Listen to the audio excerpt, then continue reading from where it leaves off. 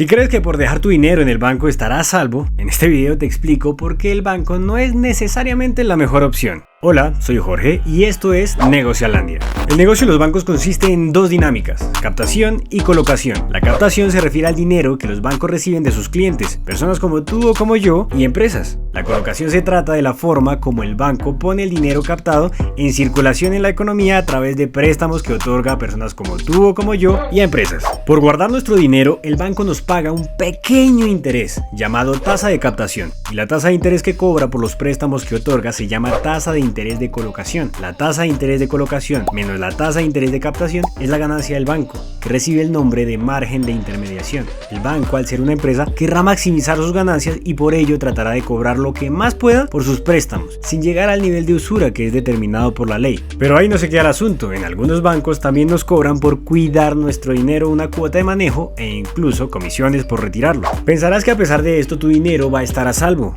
¿verdad? Para responder a esto te presentamos el concepto de reserva fraccionaria o encaje bancario. Como ya lo explicamos, el banco gana al prestar dinero. Sí, nuestro dinero, pero por ley solo puede prestar un porcentaje de lo recaudado. Con esta reserva puede devolver el dinero a los usuarios cuando lo necesiten, pero en caso de que muchos usuarios quieran retirarlo a la vez, el banco podría entrar en quiebra ya que la mayoría estará prestado. Igual pasaría en el escenario en que muchos de los deudores dejen de pagar sus créditos. Por esto no es seguro mantener tu dinero en una cuenta bancaria y tampoco es rentable. La inflación es otro factor que afecta a tu dinero. Al estar en una cuenta bancaria no está generando las suficientes ganancias para compensar el aumento de precios y por lo tanto cada vez te alcanzará para menos.